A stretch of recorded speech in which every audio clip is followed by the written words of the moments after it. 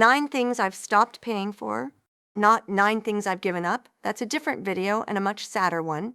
These are 9 things I was paying for that I've stopped paying for, where I genuinely do not miss the thing I gave up. And at the end, I'll add the numbers together because I think you'll be surprised, and because nobody who makes these lists ever bothers to add them up. I'm Elaine. Spend where it matters, save where it doesn't. Before we start, 2 honest warnings. The first is that these are my choices for my household. Yours will be different, and some of mine will strike you as ridiculous. That's fine. Take the 2 or 3 that fit and leave the rest on the table. The second is that a few of these saved me a great deal, and one of them saved me almost nothing. I'm going to tell you which is which, because a list where every item sounds like a triumph isn't a list, it's a sales pitch. The first thing I stopped buying was frozen prepared dinners. Now, I want to be careful here, because I'm not going to stand in my kitchen and tell you that you're weak for buying a frozen dinner. There are evenings when that box is the difference between eating and not eating, and I've been grateful for it more than once. What I noticed was that I wasn't buying them because I wanted them. I was buying them because I'd arrived at 6 o'clock with nothing in the house and no plan. The frozen dinner wasn't the problem. The empty refrigerator was the problem. So I changed the thing upstream. Now I batch cook, once a week or every 2 weeks, and I make the things I actually reach for. Chili, spaghetti sauce, a big pot of stew, soup. Nothing clever, nothing from a magazine. The foods I know I'll want at 6 o'clock on a Tuesday when I don't feel like cooking. And they go into containers in the freezer, portioned for 2. Here's the arithmetic, and I want you to run it on your own receipt rather than take my word for it. A frozen dinner in my store runs somewhere between $4 and $6 for one person.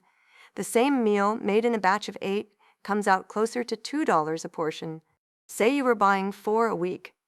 That's a difference of somewhere around $10 to $15 a week, which over a year is between $500 and $800. That's the single biggest number on this list, and it came from cooking on a Sunday afternoon with the radio on. The second thing I stopped buying was higher-end brand name clothing. I was loyal to a couple of the good catalog brands for many years, and I want to be fair to them. There was a time when that loyalty was earned. The clothes lasted. What changed my mind wasn't a principle, it was a seam. I started noticing that the things arriving from the expensive brands were made in the same places, of the same weight of fabric, as things costing a quarter as much. The gap I'd been paying for had closed, and nobody had told me. So now I do 2 things. I look in thrift stores first, where I have found the same designer labels for a few dollars, often barely worn, and I stop being snobbish about store brands. Last winter, I bought a few cotton waffle knit pullovers at Walmart for under $7 each, purely as an experiment, fully expecting them to fall apart. 3 months of washing and wearing later, they've held their shape and they haven't pilled. I like them better than things I paid 5 times as much for. Now, I'll be straight with you. Cheap and economical are not always the same thing. Some inexpensive clothing genuinely is a false economy, and you'll be replacing it in 6 months. The way to tell is to buy one, wear it hard, and see. One shirt is a very cheap experiment. A whole wardrobe is not. The third thing I stopped paying for was my Office software subscription. I'd been paying for Microsoft Office for years, back when you bought the disk and it was yours.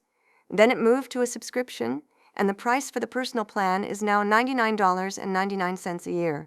When mine came up for renewal, I went looking for the cheaper version. There is one. It's called the Classic Plan. It's about $70 a year, and it exists because they added artificial intelligence features to the main plan and raised the price, and some people didn't want to pay for that. But here's what I have to tell you, because it's changed recently, and you'd have every right to be annoyed if you found out the hard way. As of this spring, that Classic Plan isn't publicly listed, and you can't just go and buy it. It only shows up as a downgrade option for some existing subscribers, usually while you're in the middle of canceling. Some people find it, some people don't. That's not a plan you can count on. So I looked at my own computer instead. I use a Mac, and it turned out there was already a word processor sitting on it called Pages, and a spreadsheet program called Numbers, both free, both already there. I opened my existing documents in them. They looked fine. They still look fine. I canceled the subscription. That's $100 a year. for software I already owned and didn't know I owned. If you're on a Windows machine, there are free options too. There's a free suite called LibreOffice that opens and saves the same file types. There are free web versions of Word and Excel if you're comfortable with that. Have a look before you renew anything. The fourth thing was my password manager, and this is the one I'm most annoyed about. Some years ago, after a bit of trouble with identity theft, I was talked into using a password manager, which is a program that invents long, complicated passwords and remembers them so you don't have to. Sensible advice. I've no complaint about the software at all. I've been paying $35.88 a year for it. This past March, that went up to $47.88, $12 more, a jump of about a third, for a program that does exactly what it did before. I don't want to pay $48 a year to have my passwords remembered. And again, the alternative was already on the machine. Apple now has its own passwords app built into the Mac and the iPhone, free, and it does the part one actually use, which is remember the password and fill it in. If you're not on Apple, there's a free program called Bitwarden that a great many people use, and that has a free version that covers the basics. That's another $48 a year gone, and no change whatsoever to my daily life.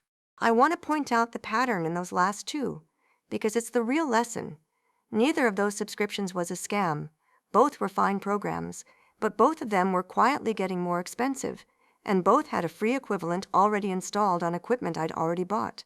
Before you renew anything, spend 10 minutes finding out what you already own.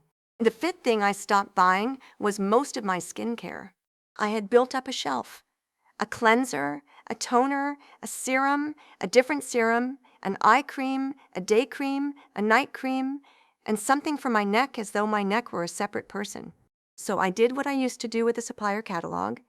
I read the ingredient lists side by side, and a great many of those bottles contained the same 3 or 4 ingredients in a slightly different order at a considerably different price. I'm down to 4 products: a moisturizer, a night cream, a sunscreen every single day without exception, and a body lotion. That's it. And where the store brand lists the same ingredients, I buy the store brand. The Equate moisturizing cream at Walmart is a near copy of a well-known drugstore brand at a fraction of the price, and I can't tell the difference on my face. The night cream I've kept as the name brand because I haven't found one that matches it, and there's no shame in that. Buy the copy where it's the same. Buy the original where it isn't. I'm not a dermatologist, and I'm not telling you what to put on your skin. If something is working for you, keep it. I'm telling you to read the 2 labels next to each other, which is free and takes a minute. The 6th thing I stopped buying is coffee and snacks while I'm out.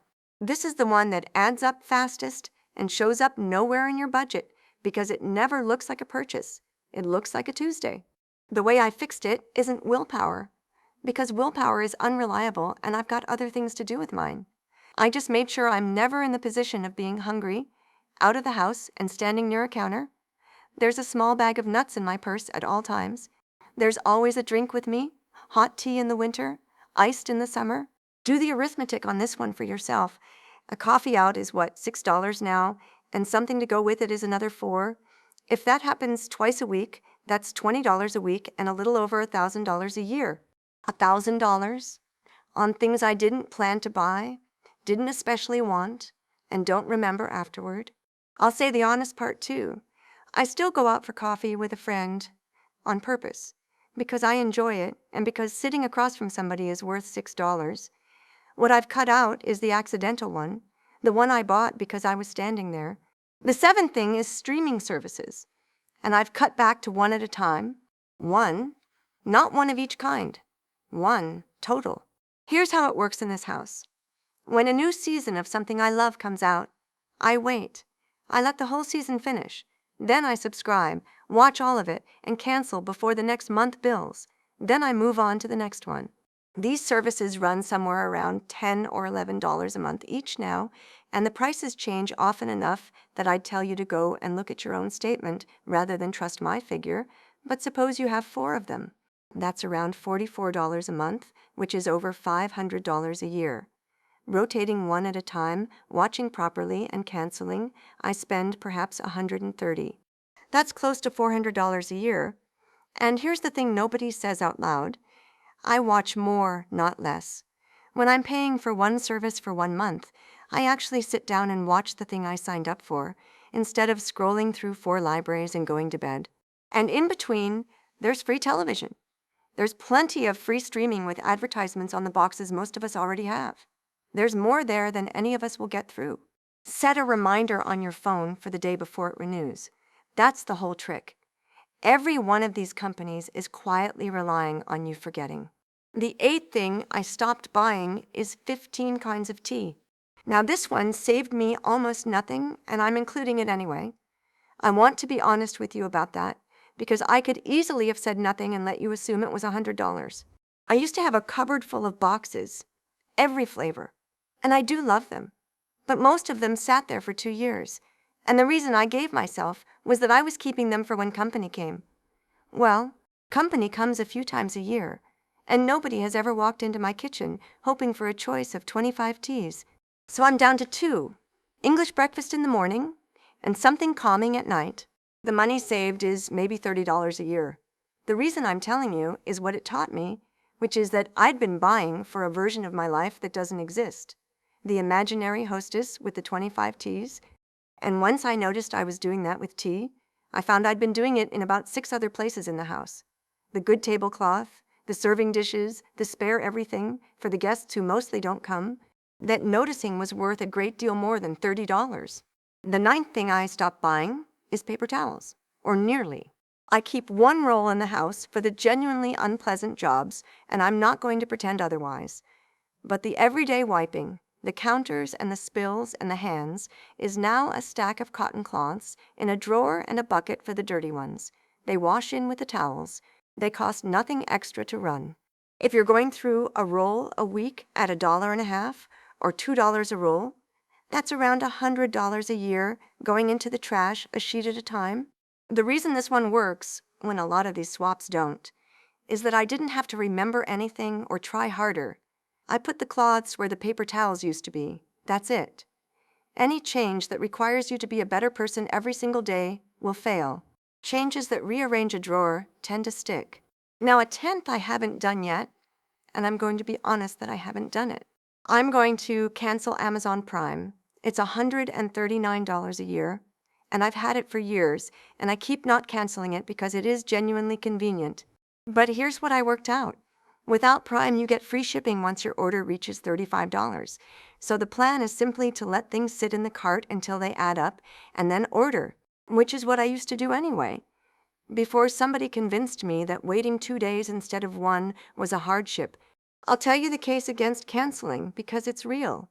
If you're rural, or you don't drive anymore, or you can't easily get to a store, that fast delivery isn't a luxury, it's your independence. And $139 is a reasonable price for independence. And if you genuinely watch the included television, you're getting more than shipping. Count that honestly before you cancel. For me, I'm 10 minutes from 3 stores and I don't watch it. So it goes. Now, before I total this up, let me tell you 2 things I have not cut and will not cut. I still buy good boots. Proper ones, resolable, the kind that cost real money once, because I bought the cheap ones and I bought them 3 times, and there is nothing frugal about replacing the same thing 3 times. And I still have the newspaper delivered. It's not the cheapest way to read the news, and I know that perfectly well. But it's the thing I do at the kitchen table with my coffee every morning, and it's part of what makes the morning worth getting up for. The point of all this was never to strip the pleasure out of a Tuesday. So let's add it up. The frozen meals, somewhere between 5 and 800, the office software, 100, the password manager, 48, the streaming, around 400, the coffee and snacks, potentially 1,000, the paper towels, around 100, the tea, 30, the Prime membership, 139 when I get to it, clothing and skincare I can't put a clean number on, but they're certainly not nothing.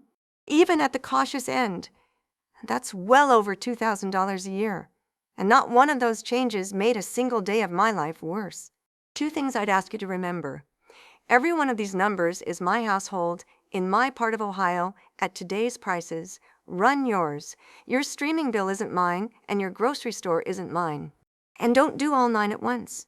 Pick the one with the biggest number attached to it, do that this week, and let it settle. 9 changes at once is a diet, and we all know how those end. So now I'll turn it over to you. How are you cutting back without making life miserable? What did you stop paying for that you don't miss at all? And just as usefully, what did you cut and then quietly start buying again? Because that's the more interesting story and nobody ever tells it. Let me know and tell me if you'd like a second part, because I have a longer list than this one. Thank you for spending this time with me. Spend where it matters, save where it doesn't.